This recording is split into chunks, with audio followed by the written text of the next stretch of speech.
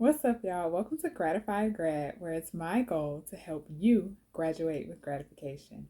In today's video, we're going to talk about and expose those hidden expenses with those regular items that you may purchase or you may already have or you're maybe considering purchasing in the near future. So let's get into it. We're going to start really simple and just talk about the cell phone.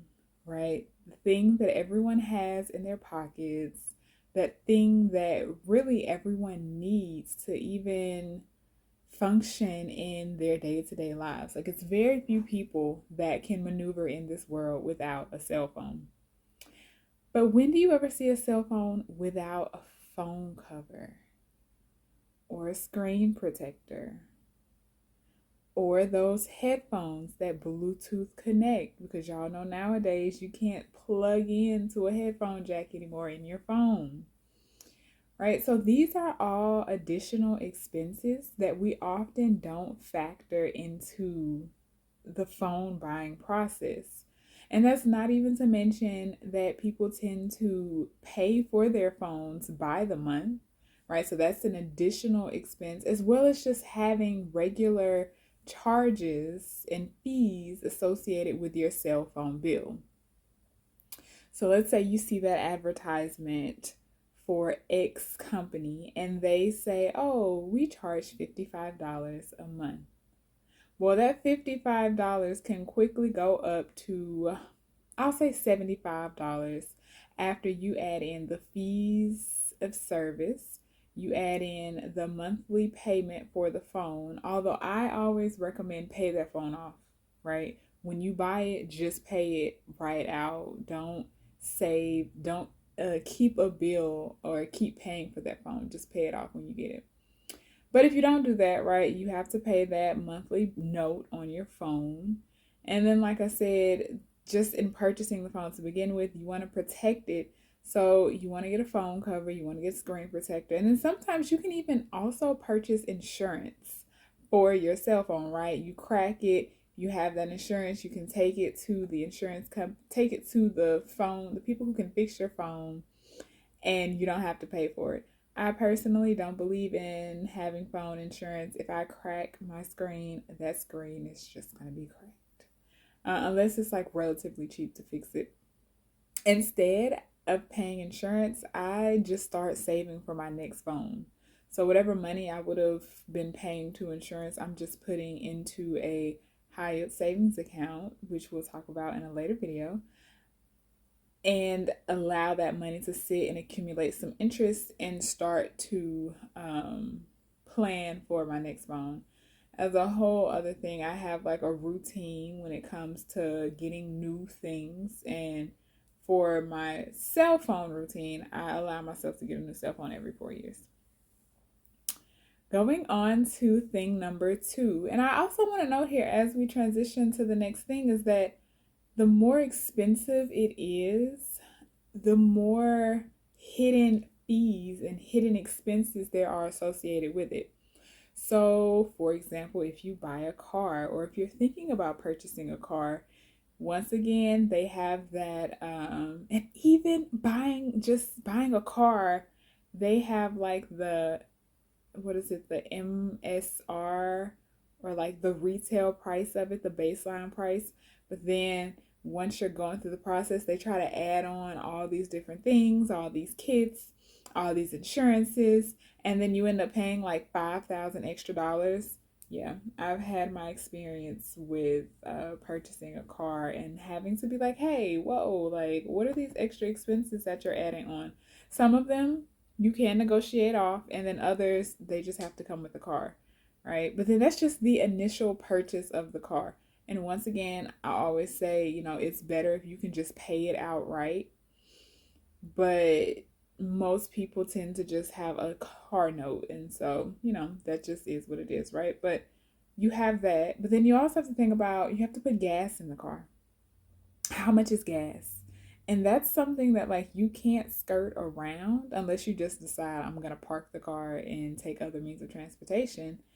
But you have to be able to put gas in the car. You have to be able to get the regular maintenance on the car. And this is where like reading the manual is really important so that you don't end up over maintaining the car or under maintaining the car, right? So reading that owner's manual and making sure that you're paying for the maintenance. You have to pay for car insurance, right? That's a whole other fee, and which that is a little bit negotiable because it depends on what your driving history is and how good of a driver you are. And so that's where, it can pay to be a safe driver. You'll have a smaller amount to pay in car insurance. And then depending on what state you live in, you may have to do an emissions test and you might have to go through car inspections, and which is another added fee to owning a car. On top of paying for your license plate, let's say you get some parking tickets, you got to pay for the parking tickets. So there's so many unspoken expenses that come with owning a car, and all of those expenses can add up, right? When you think about doing a budget, you often only take into consideration for the car aspect of it is what is the car note. But then if you take into consideration the car note, the gas, the insurance, the driver's license renewal fee, the inspections fee, right? So adding up all of these things, the car itself and gas, I did not put gas in there. The car itself has become way more expensive than what you initially thought. And then the last example that I'm going to give is purchasing a house. Now, this is a really expensive purchase.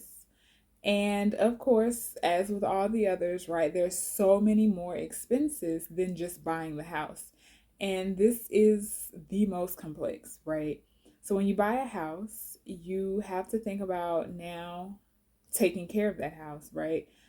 With a home, there is always something that can be fixed, always something that can be upgraded, unless you're starting with a brand new home, brand new appliances, then you're in fairly good shape, right? But for the most part, you have to think about maintenance for the home. And even if you have a brand new home, you want to keep up on the maintenance anyway, because, things happen, wear and tear from weather outside, yard work, unless you're going to do the yard work. But then even then, you have to buy the supplies to do the yard work.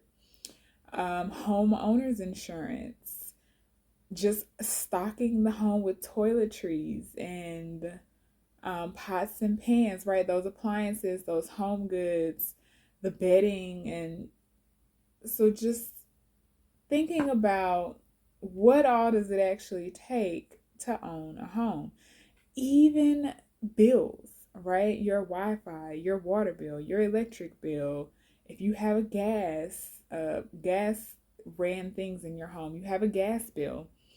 You have a sewage bill, you have a trash bill, trash collection bill.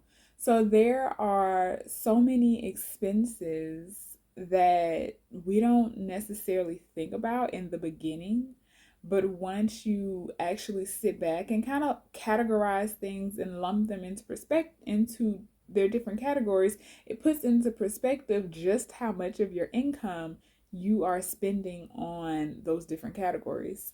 So there's this percentage out there that a lot of the famous financial gurus go by, and it's your home should not be more than 40% of your income. Your savings, I believe, should be 20% of your income. And then the certain percentage should go to you and maybe something else. I'm not totally remembering all the categories at this moment. I'll post them here in the video so that you can see. So, thinking more holistically about what expenses come with your purchases, right? Think about purchasing silverware, or I don't know, very simplistic example, thinking about owning a plate, right? It's not just the plate, because you're going to reuse that plate. So you have to wash it, and so you have to pay for water. And then Granted, it will save you money in the long run, but you have to keep in mind that there are additional expenses when you're getting things. Hopefully, this is another tool or another thought that you can add to your toolbox and to help you prepare for things so that you may graduate with gratification. Let me know in the comments, what things do you think about the additional expenses for?